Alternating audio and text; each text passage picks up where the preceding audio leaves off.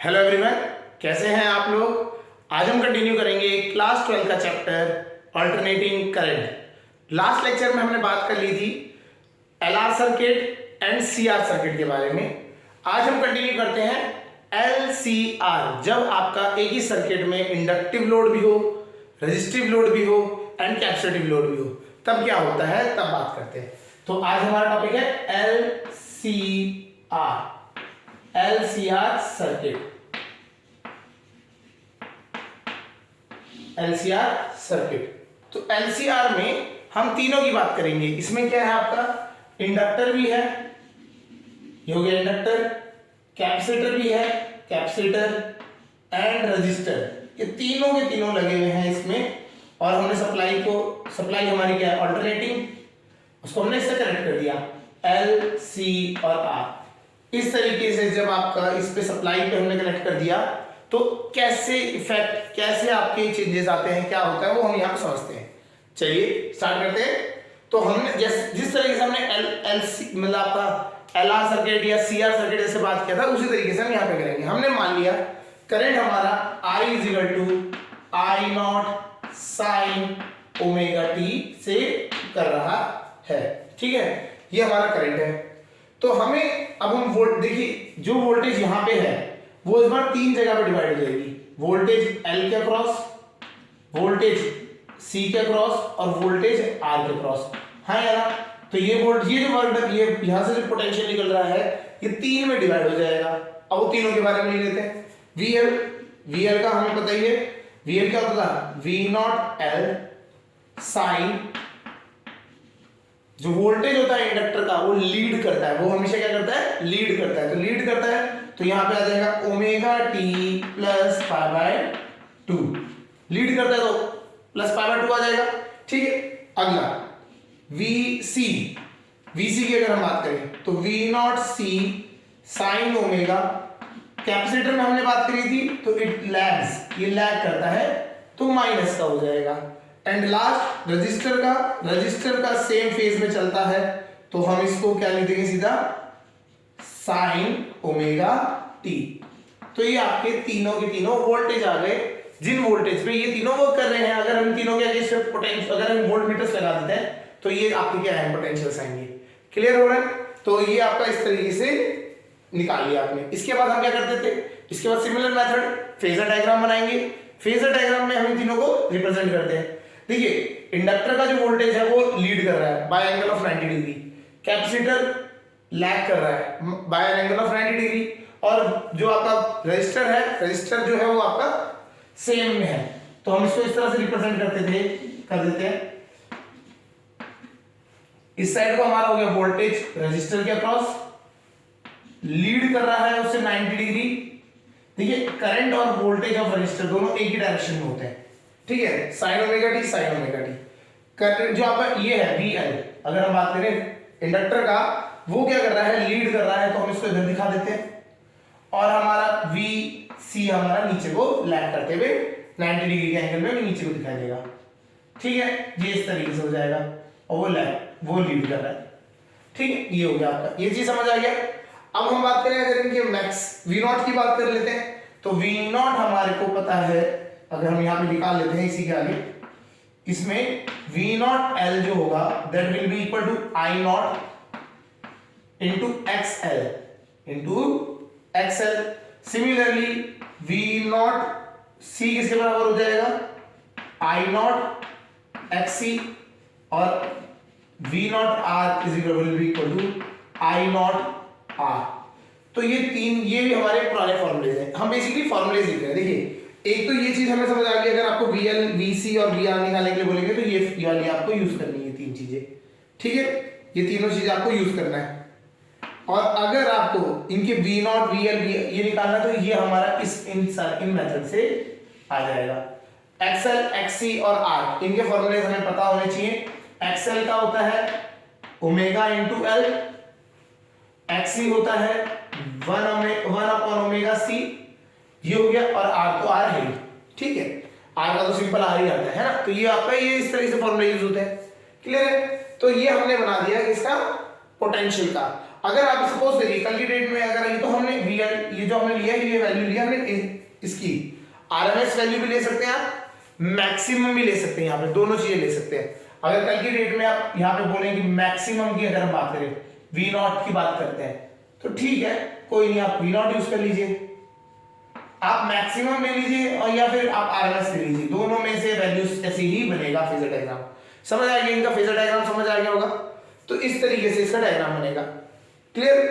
अगर ये तो हो गया हमारा इसका, अब हम एक इंपीडेंस का भी बना देते हैं। इंपीडेंस जो हमारा इक्विवेलेंट रेजिस्टेंस जो आता था इसका उसका बना लेते हैं। ठीक है, तो उसके लिए कैसे बनेगा उसके लिए देख लेते हैं। तो इसी यहीं पे बनाने की बना देते हैं जगह। ठीक है, ये हो गया आपका V नॉट R और I भी इसी डायरेक्शन में। इंपीडेंस का अगर हम बनाना चाहें तो इंपीडेंस के लिए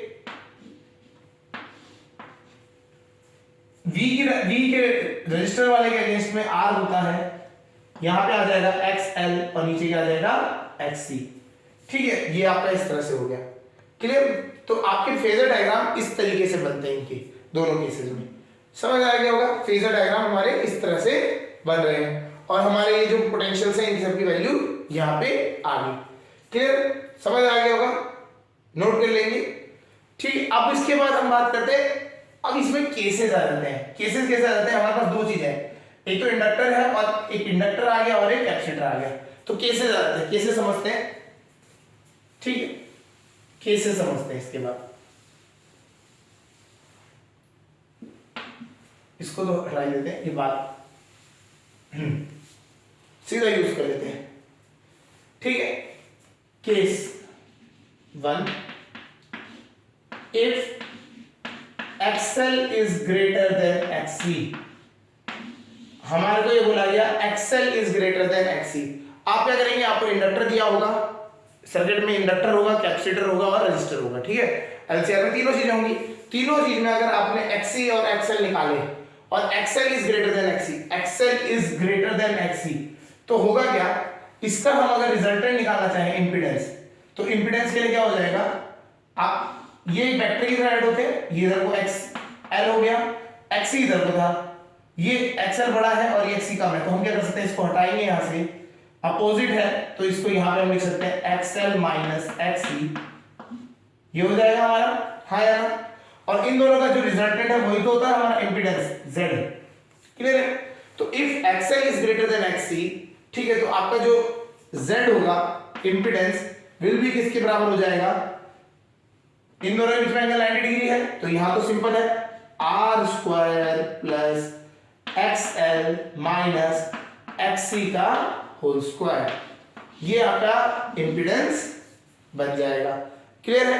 आपका इंपीडेंस कैसे बन जाएगा, impedance Z is equal to R square plus XL minus XC का होल स्क्वायर, ये आपका क्या हो जाएगा, इंपीडेंस का फॉर्मूला बन जाएगा। ठीक है, तो हमारा ये हो गया। अब हमें पता है I, हमारा जो I लिखा था, I was equal to I naught sine omega t, ये तो था हमारा, तो हमें V निकालना है। ये हो गया हमारा एक फेज, कितना हो गया 5, कितना हो गया 5। तो पहले हम निकालेंगे इसको tan phi निकालते हैं, tan phi भी निकालेंगे तो tan phi will be equal to, आप इधर लेके जाएंगे तो ये हो जाएगा XL minus XC upon R, तो tan phi की वैल्यू आ गई x, ये वाला इस तरह से आ गया XL minus XC upon R। तो अगर हमें V की वैल्यू निकालनी पड़े, so V will be equal to, V was equal to, होता क्या था, V इज इक्वल टू कितना, V या V नॉट कह लीजिए, V नॉट कितना होता, I naught into R, I naught into R। अब R कितना है, यहाँ पे है हमारा Z, V is equal to IR होता था नहीं होता था, तो हम पहले V नॉट की बात कर लेते हैं। चलो, V नॉट मतलब मैक्सिमम वोल्टेज का जो होगा वो किसके बराबर होगा, I naught into Z। Clear? V not हो गया। अगर आपको V ही निकालने के लिए बोल देंगे, V निकालिए, V क्या हो जाएगा value, V will be equal to I naught into Z। Phase कितना हो जाएगा, इसके फेज से, जो करंट का फेज होता है वो हमेशा रेजिस्टेंस के फेज के अलॉन्ग होता है, याद रखना। तो इससे कितना एंगल शिफ्ट हो गया 5, तो यहां पे आ जाएगा sign omega t plus 5, sign omega t plus 5, ये क्या हो गया आपका, ये आपका V बन गया। मतलब जो सोर्स से सप्लाई आ रही है वो इस तरीके से फेज में होगी। आपका ये 5 फेज डिफरेंस 5 आ गया, यहां से इस तरह से आपको निकालना पड़ेगा। क्लियर है? तो अगर आपको एक सर्किट देता है, उसमें आपको रेजिस्टेंस, इंडक्टर और कैपेसिटर निकालना है, देता है, तीनों देता है। तो आपको पहले एक्सएल निकालना है और एक्सी निकालना है। एक्सएल का फॉर्मूला वापस बताते हैं, XL is equal to omega L, और एक्सी का फॉर्मूला क्या हो गया, 1 अपॉन ओमेगा सी। तो ये दोनों चीजें हैं, ये निकालेंगे। इसके बाद कंपेयर करेंगे, अगर XL is greater than XC है तो आपका ये क्या हो जाएगा, फेजर डायग्राम इससे कन्वर्ट होके ये बन जाएगा, ये ऊपर को मूवमेंट हो जाएगा। ठीक है, आपका इंपेडेंस कहीं इस साइड को होगा तो इंपेडेंस के लिए फॉर्मूला लगाएंगे √r² plus XL minus XC का होल स्क्वायर। फिर उसके बाद हमारे को फाई निकालना पड़ेगा, tan फाई निकाल लेंगे XL minus XC upon R. Clear. I naught हमारा करंट का जो दे रखा था वैल्यू, उसके हिसाब से हम निकाल सकते हैं, वी नॉट निकालेंगे। वी नॉट की वैल्यू होगी आई नॉट इंटू जेड, तो v इज इक्वल टू कितना हो जाएगा, वी नॉट लिख दीजिए, I naught into Z sine omega T plus phi. Clear, plus phi में इस तरह से आपका आंसर आएगा। समझ आ गया। तो ये हो गया केस 1, जब आपका इंपेडेंस, अगर हम बात करें reactance of inductor is greater then reactance of capacitor होगा। क्लियर, समझ आ गया होगा। केस 2 की बात करते हैं, ये हो गया केस 1। ठीक है, अब आते हैं केस 2।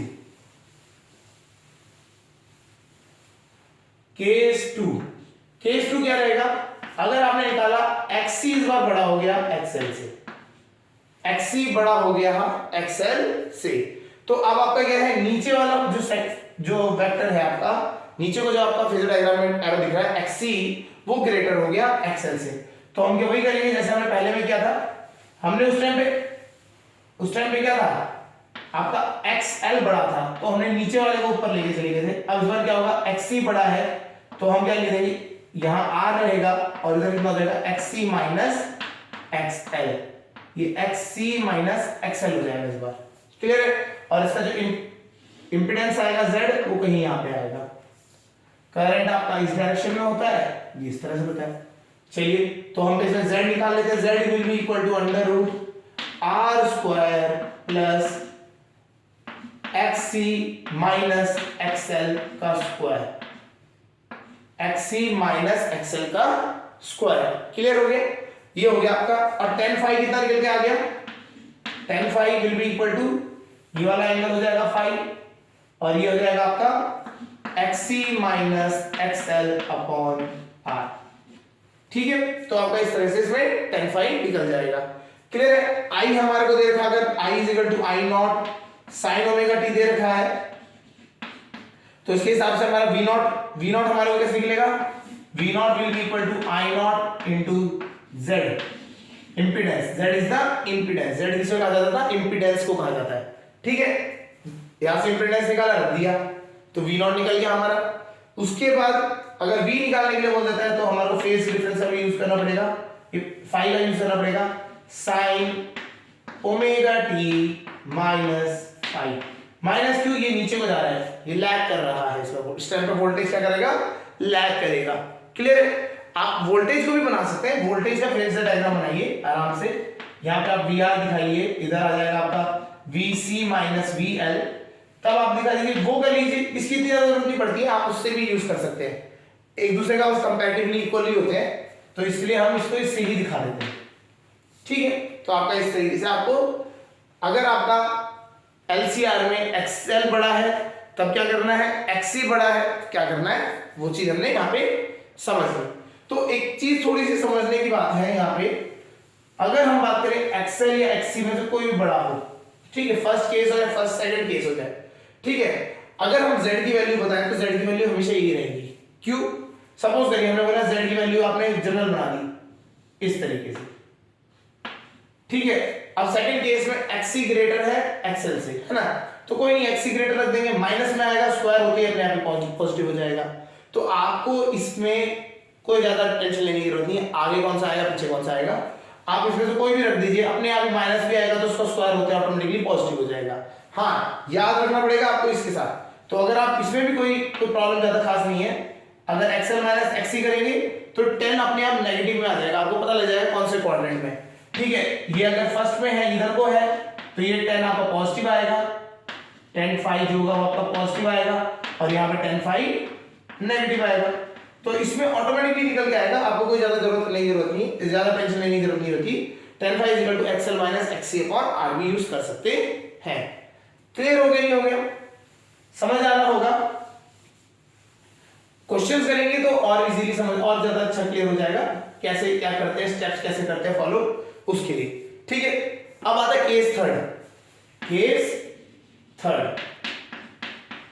थर्ड में क्या है, XL is equal to XC, XL is equal to XC. Phase diagram बनाए, ये आर हो गया, ये आपका एक्सएल हो गया और इधर हो गया एक्ससी। जब एक्सएल इक्वल टू एक्ससी हो जाएगा तो ये एक्सएल किसको काट देगा, एक्ससी को कट कर देगा, और आपका क्या कौन सा लोड बचेगा, तो ये क्या बन जाता है, ये सर्किट जो हो जाता है ओनली रेजिस्टिव लोड में कन्वर्ट हो जाता है। ओनली रेजिस्टिव लोड मतलब आपका जो खाली रजिस्टर का लोड बन जाता है, आपका जो आपका इंडक्टर है और कैपेसिटर है उनका इफेक्ट यहाँ पे क्या हो जाता है, खत्म हो जाता है। ठीक है, आपको खाली रजिस्टर का लोड आ जाता है, उसमें आपको फिर ज्यादा कॉम्प्लिकेशंस रहेंगी नहीं। ठीक है, तो इसका देखो आपको सिंपल, हम निकाल लेते हैं, z निकाल लेते हैं। होता क्या है, आर स्क्वायर, अगर जनरल फॉर्मूला लगा देते हैं एक्सएल माइनस एक्ससी का होल स्क्वायर। अब यहाँ एक्सएल माइनस एक्ससी तो जीरो हो गया, ये जीरो हो गया, तो ये अपने आप ही कितना आ जाएगा, आर। तो z किसके बराबर हो जाता है, आर। z हो जाता है आर के बराबर। अगर tan फाई निकल पड़ोगे आप, तो tan फाई कितना हो जाएगा, XL minus XC upon R होता था formula, XL minus XC zero हो जाएगा, तो tan जीरो हो जाएगा, फाई कितना आता है, जीरो। तो आपका फाई कितना हो जाएगा, जीरो। फैक्टर के फिर जो फेज होगा वो कितना हो जाएगा, जीरो। आपका जेड आर कितना हो जाएगा, तो z मतलब इक्वल टू आर हो जाएगा। z मतलब इंपीडेंस, ये इंपीडेंस किसके बराबर हो जाएगा, रेजिस्टेंस के बराबर हो जाएगा। क्लियर है? तो इंपीडेंस किसके बराबर हो जाएगा, आपका रेजिस्टेंस के बराबर हो जाएगा। क्लियर है? तो इसमें वोल्टेज देख लेते हैं, z हो गया हमारा r के बराबर। ठीक है, तो z हमारा r के बराबर हो गया, ये हमारा एक इंपॉर्टेंट रिजल्ट है। अब इसके लिए वोल्टेज के लिए देख लेते हैं, वोल्टेज कितना होता है, I नॉट इंटू जेड होता था साइन ओमेगा टी, फाई तो जीरो हो ही गया तो अपने आप साइन ओमेगा टी रह जाएगा। अब z क्या है, z इक्वल टू आर हो गया, तो ये r ही आ जाएगा यहां से। ठीक है, z किसके बराबर हो जाएगा, r के बराबर हो जाएगा। क्लियर है? और इस कंडीशन में अगर आप देखें, ठीक है, ये वोल्टेज समझ आ गया होगा। क्लियर? चलिए, अब ये चीज हो गई। अब आपको समझाते हैं थोड़ी चीज। अगर इस कंडीशन में देखें, आपका इंपीडेंस होता क्या, रेजिस्टेंस ही तो होता है, R square plus XL minus XC का स्क्वायर। अगर हम बोले कि अगर एक एलसीआर सर्किट है, एलसीआर ये तीनों लगे हुए हैं, तो इसकी मिनिमम वैल्यू क्या होगी। देखिए मिनिमम वैल्यू क्या, आर फिक्स है हमारा, एक्सएल और एक्ससी फिक्स है वैल्यूज, क्योंकि इंडक्टर वाले लगे हुए उनकी वैल्यू होगी। अगर हम बात करें मिनिमम वैल्यू के लिए आर को तो आप कुछ कर नहीं सकते। बात आती है एक्सएल माइनस एक्ससी, मिनिमम वैल्यू कब होगी जेड की, जब ये वाली पूरी वैल्यू किसके बराबर हो जाएगी, जीरो, है ना। तो जेड की मिनिमम वैल्यू क्या होती है, जेड की मिनिमम वैल्यू हो जाती है आर, हाँ है ना। और ऐसी कंडीशन जब आपका इंपीडेंस सबसे मिनिमम हो जाता है एक सर्किट में, और वो किसके बराबर हो जाता है, रेजिस्टेंस के बराबर हो जाता है, इस कंडीशन को कहा जाता है, ठीक है, this condition is known as, this condition is known as resonance। इसे कहा जाता है रेजोनेंस कहा जाता है। जब आपका इंपीडेंस का जो रिएक्टेंस है वो आपका कैपेसिटिव रिएक्टेंस के बराबर हो जाता है, तो आपका इंपीडेंस जो है वो रेजिस्टर के बराबर हो जाता है। आपका जो पूरा का पूरा सर्किट है उसका लोड जो है रेजिस्टिव लोड बन जाता है। उस टाइम पे इसको कहा जाता है रेजोनेंस की कंडीशन कहा जाता है। इसे क्या कहा जाता है, रेजोनेंस की कंडीशन। और इस कंडीशन में आपका जो आपका इंपीडेंस है वो सबसे कम हो जाएगा, और कम होते ही अगर हम बात करें वोल्टेज की, तो वोल्टेज क्या हो जाएगा, मैक्सिमम हो जाएगा। तो वोल्टेज क्या हो जाती है आपकी, वोल्टेज बिकम मैक्स, ठीक है, ये मैक्सिमम की तरफ चल जाएगा। क्यों, आप देखिए सिंपल समझते हैं, ठीक है। आपका वोल्टेज का फॉर्मूला अगर हम बात करें, वोल्टेज का फॉर्मूला भी देखें तो V was equal to I naught into Z। Sine तो चलो ओमेगा टी वाला तो है ही फैक्टर, छोड़ दीजिए। ठीक है, अब z क्या है, यहां पे z हो गया है। z का फॉर्मूला क्या होता है वैसे आपका, अगर हम z की बात करें तो under root R square plus XL minus XC का स्क्वायर, ये तो होता था। ठीक है, और यहां आ जाता था sign omega T plus five वाला जो फैक्टर है। ठीक है, ये फाइव हो जाता था। अगर हम बात करें इसको वोल्टेज को फेजर डायग्राम में शो करें तो आपका ये हो गया यहाँ पे वी आर, ये हो गया आपका वी एल और ये वी सी। ठीक है, अगर हम बात करते हैं चलो वी एल, अगर हमारा वी एल बड़ा था तो वी एल माइनस वी सी आपका यहां पे कुछ रिजल्टेंट आता था। ठीक है, आपका वोल्टेज जो आता था इस तरीके से आता था। ठीक है, तो रजिस्टर पे आपका जो वोल्टेज पड़ता था वो कुछ यहां पे फैक्टर, इस फैक्टर में आता था। ठीक, कम आता था। अब क्या है, सारा का सारा जो वोल्टेज है वो कहां पे चल जाएगा, रजिस्टर पे चल जाएगा। तो जो आपका voltage become maximum at resistor, सारा का सारा जो है वोल्टेज कहां चल जाएगा, रजिस्टर पे चल जाएगा। तो जिससे कि हमारे को क्या होगा, पावर ज्यादा मिलेगी और हम उसको ज्यादा यूटिलाइज कर पाएंगे। क्लियर है, तो इस तरीके से होता है। और सर्ज इन करंट हो जाता है, करंट क्या हो जाता है, बढ़ जाता है। ठीक है, तो आपका क्या है, इंपीडेंस क्या हो गया, कम हो गया, करंट बढ़ जाएगा और वोल्टेज क्या होगा आपका, अगर हम इंपीडेंस की बात अगर उसके कंपैरिजन में देखें तो वोल्टेज क्या होगा आपका, रजिस्टर में बढ़ जाएगा, क्योंकि आपने जो सप्लाई किया वो सारा का सारा किस पे चल जाएगा, इंडक्टर पे कुछ नहीं जाएगा, कैपेसिटर पे कुछ नहीं जाएगा, वो सारा सारा जाएगा किस पे, रजिस्टर पे। और वो जो वहां पे वोल्टेज जो मिलेगा उसको मैक्सिमम मिलेगा उस केस में। क्लियर हो गया, और इसी वजह से क्या होगा, करंट की जो करंट में सर्ज आ जाता है, करंट बढ़ जाता है। क्लियर, समझ आ गया होगा। तो ये होता है कंडीशन फॉर रेजोनेंस। क्लियर है, तो कंडीशन क्या है हमारी, XL minus XC is equal होने चाहिए। XL minus XC is equal to 0 कह लीजिए, या XL is equal to XC होने चाहिए, ये कंडीशन फॉर रेजोनेंस है। चलिए XL का फॉर्मूला क्या है, ओमेगा एल, XC का फॉर्मूला क्या है, 1 अपॉन ओमेगा सी। ठीक है, ओमेगा की वैल्यू निकाल लेते हैं, omega square is equal to 1 upon L C. तो ओमेगा इज इक्वल टू कितना आ जाएगा, 1 upon under root L C. Clear हो गया। अच्छा, ओमेगा का हमें पता है, ओमेगा क्या होता है, 2 pi F, 2 pi F under root L C. F की वैल्यू निकालें तो 1 upon 2 pi under root L C. This frequency, ये जो फ्रीक्वेंसी है ये वो फ्रीक्वेंसी है जिस फ्रीक्वेंसी पे आपका क्या हुआ, रेजोनेंस हुआ है। तो ये फ्रीक्वेंसी है, तो इस फ्रीक्वेंसी को क्या कहा जाता है, रेजोनेंट फ्रीक्वेंसी। इसे क्या कहा जाता है, रेजोनेंट फ्रीक्वेंसी। तो अगर आप ये क्वेश्चन, बहुत इंपॉर्टेंट फॉर्मूला है, सीधा पूछा जाता है, find the resonant frequency. Resonant frequency is equal to 1 upon 2 pi under root L into C, है ना। आपका ये इस तरह से फॉर्मूले में सीधा लगा देना है। रेजोनेंट फ्रीक्वेंसी ये हो गई। ठीक है, एंगुलर में अगर बात करेंगे तो ओमेगा की फॉर्म में आता है 1 upon under root L C. Clear हो गया, ये हो गया। और कंडीशन आपको याद रखनी है, आपको याद बस कंडीशन रखनी है। एल का, एक्सएल का फॉर्मूला आपको पता ही है, एक्सी का फॉर्मूला पता ही है, उस पर रख के पुट करके आपको रेजोनेंट फ्रीक्वेंसी का फॉर्मूला मिल जाएगा। समझ आ गया, इजी है, क्लियर हो रहा है। तो हमें ये चीज समझ आ गई, अगर हमारा एक्सएल इक्वल टू एक्सी हो जाता है तो वो कंडीशन बन जाती है रेजोनेंस की। और वो रेजोनेंस की जब कंडीशन बन गई आपकी, तो रेजोनेंस की कंडीशन के केस में हमारा जो है आप एक रेजोनेटिंग फ्रीक्वेंसी बना सकते हैं। एक और चीज है, उस टाइम पे जितना भी लोड होता है वो सारा के सारा क्या होता है, प्योरली रेजिस्टिव लोड हो जाता है, रेजिस्टेंस वाला लोड हो जाता है। और वोल्टेज जैसे हमने बात कर रहे थे, अगर तीनों है, इंडक्टर, कैपेसिटर और रेजिस्टेंस, तो वोल्टेज तीनों में डिवाइड हो जाती थी, हाँ है ना। अब क्या है, जब आपका ऐसा कंडीशन है तो इन दोनों में कोई वोल्टेज जाती ही नहीं है, सारा का सारा किस पे चल जाती है, रजिस्टर पे। तो वोल्टेज की आपको अब सप्लाई क्या हो जाती है, रजिस्टर पे ज्यादा मिल जाती है। क्लियर, एक तो ये चीज मिल गई। उसके बाद करंट जो है हमारा, वो करंट बढ़ जाता है, ऑब्वियसली बात है, रेजिस्टेंस कम हो जाएगा सर्किट में, तो रेजिस्टेंस के कम होने से करंट बढ़ जाता है, वो बढ़ जाएगा। क्लियर है, चलिए, तो ये चीजें हमारे को यहाँ पे पता लगी। तो रेजोनेंट फ्रीक्वेंसी क्या होता है ये समझ आ गया, रेजोनेंस क्या होता है ये समझ आ गया। इसके लिए तो हमने 3 केस पढ़े।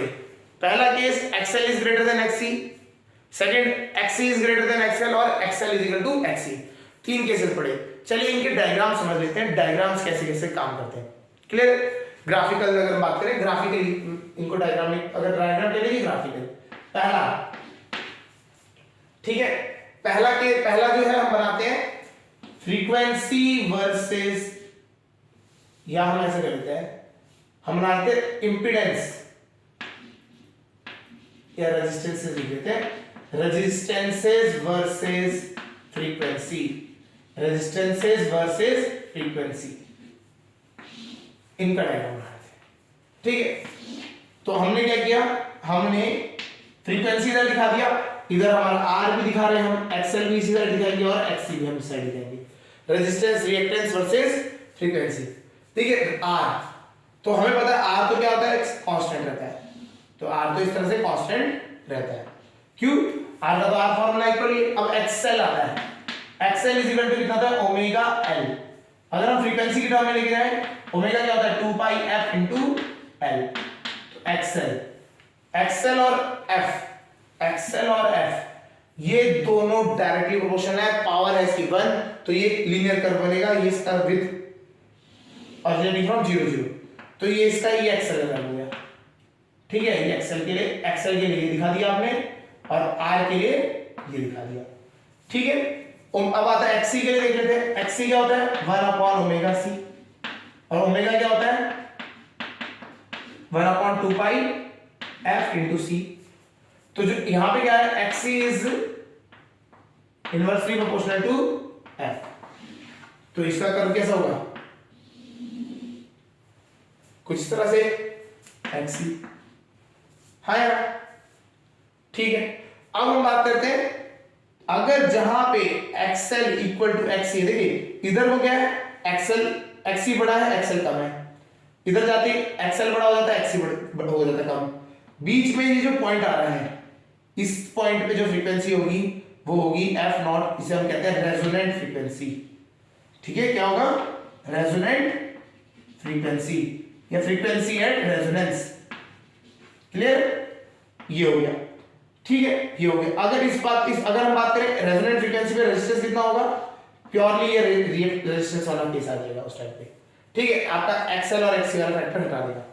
ये चीज समझ आ गई आपको किस तरह से ड्रॉ करते हैं। रेजोनेंट फ्रीक्वेंसी से पहले आपका एक्ससी ग्रेटर होगा और एक्सएल कम होगा, फिर बाद में एक्सएल बड़ा हो जाएगा, एक्ससी कम हो जाएगा। ये हमने ग्राफिकली दिखा दिया। क्लियर हो गई, नहीं होगी? तो ये हमारे को समझ आ गया। रेजोनेंट, अगर हम बात करें रेजोनेंट फ्रीक्वेंसी कब मिलती है आपकी, ये इस तरह से दिख सकते हैं। ठीक है, ग्राफिकली इस तरह से हो गया। सेकंड ग्राफ बनाते हैं, सेकंड चीजें देखते हैं। समझ आ गया होगा, नोट कर लीजिए ये चीजें। अगला पॉज करके नोट कर लिया करिए।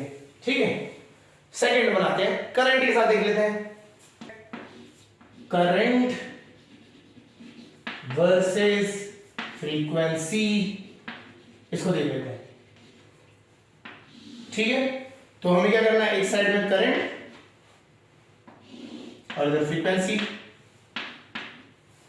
करंट और फ्रीक्वेंसी का बनाना है ना, तो करंट का फॉर्मूला लिख लेते हैं हम। हमें पता है V naught, V is equal to I Z sine, जो भी बनेगा वो उस तरह से।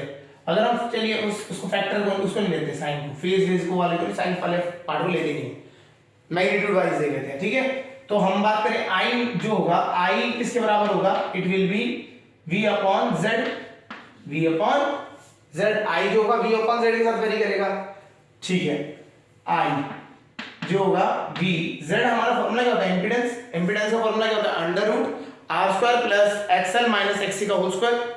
ये होता है, लगा देते हैं, R square plus XL minus XC का होल स्क्वायर। हमें चाहिए फ्रीक्वेंसी में, तो फ्रीक्वेंसी की फॉर्म में लिख देते हैं, I is equal to V upon under root R square plus 2 pi L होता ही है, ओमेगा L होता है ना, वैसे भी 2 पाई FL माइनस 1 अपॉन 2 पाई CF का होल स्क्वायर।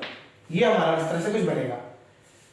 ठीक है, देखते हैं। अब बात करते हैं, हमारा जब F बहुत कम है, नियर अबाउट 0 के आसपास है, मतलब बहुत कम वैल्यू पे आता है, 0 रख के 0 के आसपास की वैल्यू देख लेते हैं।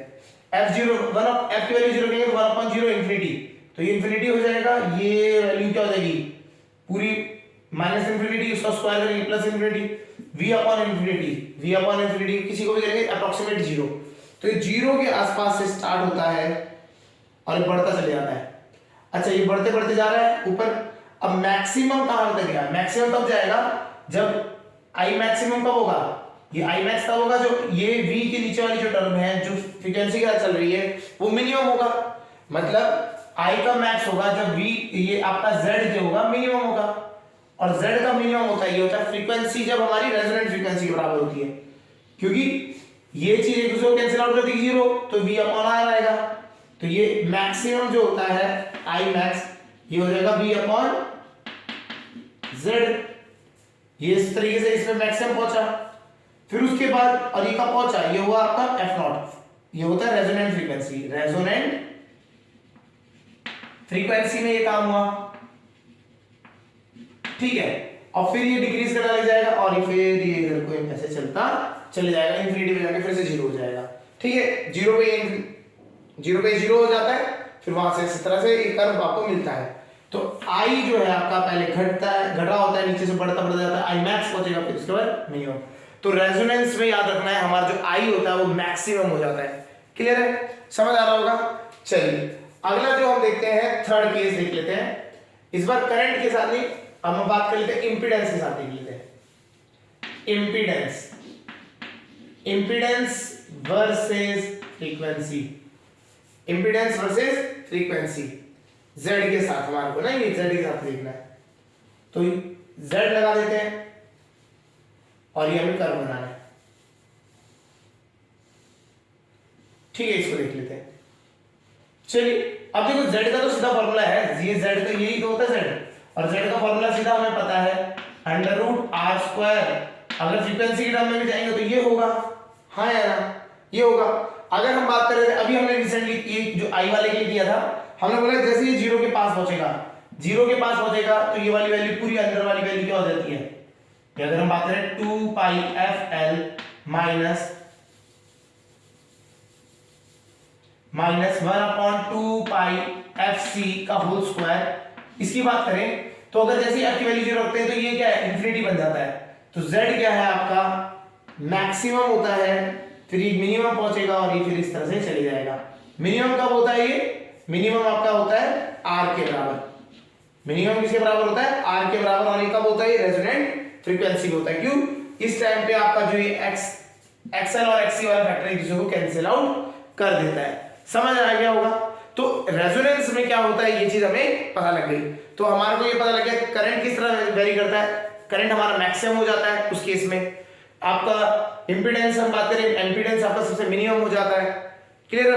और अगर हम बात करते हैं आपका, अगर हमें एक्सएल एक्ससी और उसके लिए बात करते हैं, अगर हम तीनों कर्व को एक साथ डिपेंड दिखाते हैं तो जहां पे एक्सएल और एक्ससी वाले जो कर्व हैं फ्रीक्वेंसी के साथ मीट करते हैं वो आपका क्या होता है? रेजोनेंट फ्रीक्वेंसी का पॉइंट होता है। क्लियर हो गया होगा? समझ आ गया होगा? तो हमारे पास एलसीआर सर्किट में तीन केसेस होते हैं। XL is equal to XC जो हमारा रेजोनेंसी कंडीशन है, एक्सएल ग्रेटर देन एक्ससी और XL less than XC. Clear हो गया? चलिए अब हम बात करते हैं क्वेश्चन की, बात करते हैं क्वेश्चन करते हैं।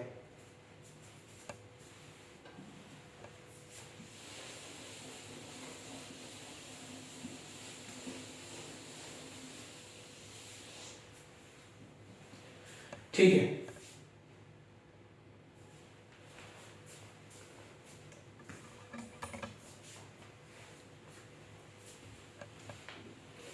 ठीक है। क्वेश्चन क्या है? हमारे पास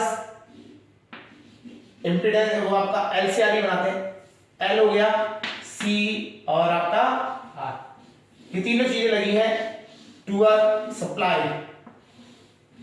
इस तरीके से आपका ये हम ले लेते हैं 0.116 हेनरी, ठीक है। ये आपका 500 फैराड और ये आपका 3 ओम, ठीक है। क्लियर? करंट हमने मान लिया, करंट हमारा जो जा रहा है 2 sin 100t, इस तरह से ये आपका करंट आपका जा रहा है। हमें फाइंड क्या करना है? वही सारी चीजें हमें पहले फाइंड करना है। एक्सएल, एक्ससी, इम्पीडेंस, ठीक है, हम ये फाइंड कर लेते हैं। फिर उसके बाद हम बात करेंगे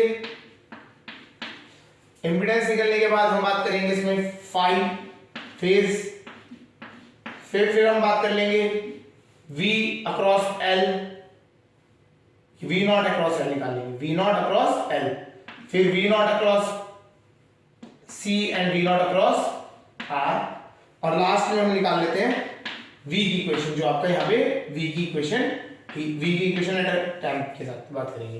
क्लियर है, ये सारी चीजें हमें निकालनी है।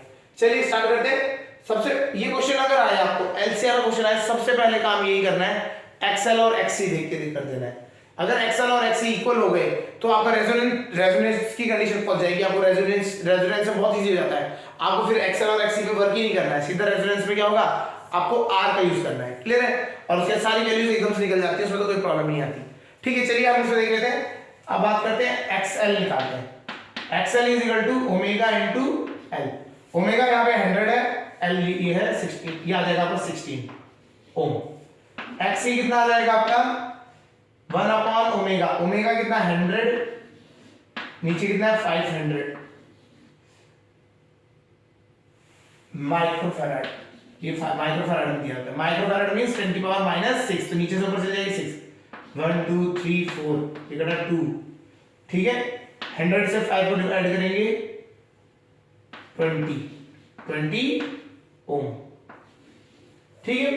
एक्सएल आ गया, एक्ससी आ गया आपके पास, एक्सएल आपका आ गया, एक्ससी आपका आ गया। जेड निकालना है, तो जेड का तो सिंपल फॉर्मूला है Z is equal to under square. देखिए अब इसमें देखो, आपको दिख रहा होगा इसमें एक्ससी बड़ा है, एक्ससी बड़ा है, एक्सएल छोटा है, तो इसका जो फेजर, अगर हम फेजर डायग्राम बनाते हैं तो R will be this side, XL आपका यहाँ है और एक्ससी आपका यहाँ है। तो अगर हम बात करेंगे तो ये हट जाएगा, इस बार नीचे को चल जाएगा फेजर डायग्राम, एक्ससी माइनस एक्सएल, ठीक है। और हम जब आपको बता रहे थे कि आपको कोई ध्यान देने की ज्यादा याद करने की जरूरत नहीं है, एक्सएल माइनस एक्ससी भी करेंगे तो 16 माइनस 20 का होल स्क्वायर भी कर दिया गलती से, तो कोई प्रॉब्लम नहीं है। क्यों, आर की वैल्यू कितनी है आपकी, आर की वैल्यू 3 का स्क्वायर प्लस 16 माइनस 20 माइनस 4 का स्क्वायर, अपने आप ही ये पॉजिटिव आ जाएगा। z कितना हो जाएगा 3 का स्क्वायर 9 और 14 का स्क्वायर 4 का स्क्वायर 16, तो ये आपका आ गया z 5 है, ठीक है। z आपका आ गया 5 है। क्लियर हो रहा है, तो हमने एक्सएल निकाल लिया, एक्ससी निकाल लिया और z हमारा निकल गया। तो एक्सएल आ रहा है हमारा 16 ओम, एक्ससी आ रहा है 20 ओम, z आ रहा है हमारा 5 ओम। क्लियर, समझ आ गया होगा, ठीक है। चलिए अब इसके बाद हम बात करते हैं फाई निकालना है, फाई मतलब फेज में, ठीक है। फेजर इसको हटाते हैं, ये सारी चीजें हमें निकालनी है तो आइडिया रहता है। चलिए अब हम बात करें फेजर डायग्राम से ही बात कर लेते हैं। फेजर डायग्राम हम बात करें तो हमें पता है एक्ससी बड़ा है तो नीचे को आएगा, आर हमारा 3 ओम है, इधर को हमारा क्या आ जाएगा, ये हमारा आया एक्सएल माइनस एक्ससी 4 ओम, तो इधर को हमारा फाई, तो 10 फाई अगर हम निकाल लेते हैं, 10 phi will be equal to XC minus ये XC minus XL upon R हो रहा था यहाँ पे, एक्ससी कितना है और माइनस के ऊपर हो गया 4/3, तो 10 phi is equal to 4/3। Phi की वैल्यू हमें पता लग गई है, फाई इज इक्वल टू कितना हो गया 53 डिग्री, 53 डिग्री, ठीक है। नहीं भी बता तो आप tan इनवर्स लिख सकते हैं, phi is equal to tan inverse 4/3, कोई प्रॉब्लम नहीं, ठीक है। ये 53 होता है, ये पता होना चाहिए आपको, ठीक है। 37 और 53 ये दो एंगल्स होते हैं। क्लियर, चलिए हमारे को फाई मिल गया, तो हमारे को फाई मिल गया, तो हम फाई भी नोट कर लेते हैं, phi is equal to 53 degree. अब हमें निकालना है voltage maximum V naught L across, मतलब ये जो V नॉट निकाला मैक्सिमम किसके अक्रॉस, इंडक्टर के लिए, तो वो सिंपल है, I नॉट, I का नॉट मैक्सिमम निकालेंगे इनटू एक्सएल, एक्ससी एक्सएल हो जाएगा ना, तो एक्सएल करेंगे तो 2 इंटू 16, ये हमारा आपका V नॉट आ गया मैक्स, 6 2 12 2 1 वोल्ट, ठीक है। अगर फेजर डायग्राम में अगर आपको देखना पड़ेगा, फेज में भी आप बता सकते हैं, वो तो ये लीड करता है इसमें, हमें पता है।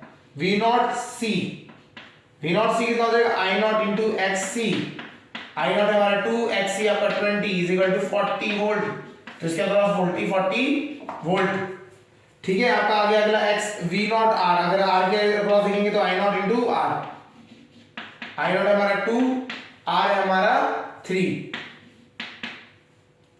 आर है हमारा 3, 3 टू जा 6 वोल्ट। तो ये इस तरह से आपका ये तीनों के तीनों वोल्टेज निकल गए। क्लियर हो गया होगा। अब हम बात करते हैं इस V की वैल्यू निकाल लेते हैं। V की वैल्यू निकालना आसान है। V की वैल्यू हम निकाल सकते हैं, V इज इक्वल टू कितना होता है I naught upon I naught into Z, V is equal to I अगर V नॉट इक्वल करें I नॉट इंटू Z, ये हो जाएगा साइन ओमेगा, ओमेगा कितना है 100t, फेजर डायग्राम में ये है हमारा 53 लेकिन माइनस में, -53 डिग्री, -53 डिग्री। तो आई नॉट जेड की वैल्यू निकाल लेते हैं। आई नॉट हमारा 2 है, जेड हमारा है था 5, 5 टू जा 10, तो हमारा v का वैल्यू तो यहीं से निकल के आ गया, v naught v is equal to 10 sin 100 minus t minus 53 degree. जो आपका ये है फेज आपका नेगेटिव है, लैग कर रहा है इसमें, ठीक है। तो इस तरीके से आपको ये क्वेश्चन करने हैं, समझ आ गया। और सबसे पहले सिंपल बात है एक्सएल और एक्ससी ये दोनों निकालने हैं, चेक करना है कि दोनों इक्वल है या नहीं है, ठीक है। अगर इनमें से जो भी केस बनता है उसके हिसाब से आपको फाई निकाल लेना है, ठीक है। उसके बाद आपको इंपीडेंस निकालने के लिए बोलेगा, इंपीडेंस निकाल लीजिए और जो भी चीज आपको दे रहा है दे दीजिए, ठीक है, निकाल लीजिएगा, कोई इसमें बड़ी चीज नहीं है। ये सेम उस तरीके से क्वेश्चंस आते हैं जैसे हमने किए थे आपका एलआर सर्किट या आपका सीआर सर्किट में, बट उसमें बस यहाँ पे थोड़ा सा एडिशन क्या है आपका, यहाँ पे आ गया है आपका एलसीआर, तीनों इंक्लूडेड है, मेथड वही है, कंसेप्ट वही है, उसमें ऐसा कोई चेंज नहीं है। समझ आ गया होगा, क्लियर। तो इस तरीके से आपको ये क्वेश्चंस करने हैं। इसमें आपको अगर आपको कोई भी इंडक्टर का रहेगा या रेजोनेंट की कंडीशन आ जाएगी तो और इजी हो जाएगा। जैसे अगर एक रेजोनेंस की कंडीशन भी हम देख सकते हैं, क्वेश्चन है तो आपका आ गया यहां से इधर रेजिस्टर लगा है, कैपेसिटर लगा है, ठीक है, ये हो गया आपका। करंट आपको दे रखा है इस बार 4 sin omega T, 4 sin omega T, ये इस बार दे रखा है आपको 0.2 हेनरी, ठीक है। रेजिस्टर आपके पास 3 का है, 3 की जगह 5 भी ले सकते हैं, 5 ओम, और ये आपका आ गया 500 माइक्रोफैराड। इस तरीके से है। अब वही चीज निकालनी है आपको, XL निकालना है, XC निकालना है, इंपीडेंस निकालना है, फाई निकालना है, V अगर हम बात करें, ठीक है, तो ये V फाइनल V की वैल्यू निकालनी है, इस तरीके से बतानी है, ठीक है। चलिए अब हम बात करते हैं XL निकालते हैं। सबसे पहले क्वेश्चन आए तो सीधा XL निकाल देंगे, ठीक है, XL निकालेंगे। XL वाज हमारा ओमेगा, अच्छा ओमेगा की वैल्यू लिख देते हैं 100t, 100t। तो एक्सएल क्या होता है ओमेगा इंटू एल, ओमेगा हमारा है 100 है, 100 इंटू 100 में करते हैं 0.2, तो ये आपका आ गया 20 ओम, कितना आ गया 20 ओम। और अगर आप बात करें एक्सी निकालने की बात आएगी, XC equal to 1 upon omega C, 1 upon omega हमारा 100 है, सी कितना है, C will be equal to this 500 10 की पावर 6 हो जाएगा, नीचे 10 की पावर माइनस 6, ऊपर जाएगा 10 की पावर प्लस 6 हो जाएगा, 4 घटा 200, ये 2 रहेगी पावर 100 अपॉन 50, ये हो गया आपका 20। तो अब आपका क्या हो गया, एक्सएल और एक्सी दोनों क्या है आपके, XL and XC equal to 20 ohm हो गए, दोनों इक्वल हो गए। ये किसी कंडीशन आ गई, रेजोनेंस की कंडीशन आ गई, तो अब तो बहुत सही है। ये एक्सएल निकाल लिया, एक्सी निकाल लिया, इनपुट जेड सीधा बराबर हो जाता है आर के, जेड सीधा बराबर किसके हो जाता है आर के, तो 5 ओम, कोई इसमें ज्यादा टेंशन नहीं लेनी है। जैसे ये कंडीशन आई z equal to r, phi equal to 0, phi क्या हो गया 0, ये फाई आपका हो गया 0, v की वैल्यू फेज डिफरेंस कुछ रहा नहीं, बस आपको क्या करना है v इज इक्वल टू क्या हो जाएगा i आपका मैक्सिमम कितना है 4 इनटू r, 4 5 जा 20 साइन हो जाएगा साइन 100t, बस ये हो गया खत्म आपका इस तरह से क्वेश्चन। जैसे आपको ये कंडीशन आई रेजोनेंस की, आपको z और फाई की वैल्यू निकालने की ज्यादा टेंशन होगी नहीं, आसानी से हो जाता है सॉल्व, ठीक है। अब अगर इसी क्वेश्चन में वो बोल दे आपसे कि मुझे मेरे को बताओ आप रेजोनेंट फ्रीक्वेंसी कितनी है, रेजोनेंट फ्रीक्वेंसी कितनी है, तो रेजोनेंट फ्रीक्वेंसी अगर हमें f निकालना है, उसका फार्मूला हमें बताया 1/2 पाई √L इंटू सी। ठीक है, यही तो था, यही फॉर्मूला होता है, इसको लगा देते हैं। आपको रेजोनेंट फ्रीक्वेंसी अगर दे देगा तो इस तरीके से करना है। ठीक है, तो फ्रीक्वेंसी का फॉर्मूला आ गया 1/2 पाई √L कितना है हमारा 0.2, सी कितना है आपका 500 माइक्रोफैराड मतलब 10⁻⁻6। पॉइंट से 0 कटा, ये आपका आ गया F = 1/2 पाई 5 × 10 100 हो गया, 10⁻⁻6 10⁻⁻4 हो जाएगा, तो हम बाहर निकलेगा 10⁻⁻2, ये ऊपर चले जाएगा, तो ये हो गया 100/2 पाई। ठीक है, ये आपने इस तरह करा, इसको फ्रीक्वेंसी आपकी आ गई 50/पाई 50 पाई। देखिए, अगर हमें ये नहीं दिया होता, अब बोल दिया होता सीधा ही कि आपका ये जो कंडीशन में है, जिस कंडीशन में है वो आपका रेजोनेंस की कंडीशन में है, और आप बताइए इसकी फ्रीक्वेंसी क्या है, तो जो इसका मतलब क्या है, जो करंट हमारा जो चल रहा है उसकी फ्रीक्वेंसी आपको बतानी है। ठीक है, तो आपकी जो फ्रीक्वेंसी अगर उस टाइम पे I = कुछ भी दे रखा होता 2 sin ओमेगा टी, अब यहाँ पे ओमेगा है ना, फ्रीक्वेंसी कौन सी हो जाती है, एंगुलर फ्रीक्वेंसी हो जाती रेजोनेंट वाली, तो ओमेगा निकालने के लिए कह सकता था आपको, तो आप ओमेगा निकाल लेते सीधा, एफ निकल गया, ओमेगा कितना होता है 2 पाई एफ होता है, कर देते 2 × पाई एफ की वैल्यू आ गई 50/पाई, तो इस तरह से पाई से पाई कट गया 100, तो ओमेगा की वैल्यू 100 आ गई। यही तो थी, हमने स्टार्टिंग में जब क्वेश्चन लिया था तो 100 से तो सॉल्व किया था, तभी तो रेजोनेंस की कंडीशन आई थी। तो ऐसा भी हो सकता है, आप बना के दे दे क्वेश्चन और बोल दे कि फ्रीक्वेंसी निकालो, तो फ्रीक्वेंसी आप निकाल सकते हैं। तो रेजोनेंट फ्रीक्वेंसी अगर आपसे निकालने के लिए कह दे तो इस तरह से आप यूज कर सकते हैं, और आपको अगर ओमेगा बोल देगा निकालने के लिए, तो ओमेगा एंगुलर फ्रीक्वेंसी निकालने तो वो भी निकाल देंगे इससे। क्लियर? तो इस तरीके से क्वेश्चंस आपके रहते हैं, समझ आ गया होगा। प्रैक्टिस करिए इन क्वेश्चंस की, और इनमें टाइम लगाइए इन क्वेश्चंस में, है नहीं इतना ज्यादा कॉम्प्लिकेशन, इसमें बहुत सिंपल रहते हैं। एक बार आप कर रहे हैं, कंसेप्ट हमने समझा दिया, उसको समझिए अच्छी तरीके से, कोई डाउट नहीं रखना है, क्वेश्चन करिए, क्वेश्चन आपको एनहेंस करता है बेसिकली। जब आपकी जो नॉलेज है ना, आपको एक होता है आपने लर्न कर लिया, उसको इंप्लाई जब तक नहीं करेंगे तब तक आपको अच्छी तरह नहीं समझ आएगा। तो practice is very important, implication is very important.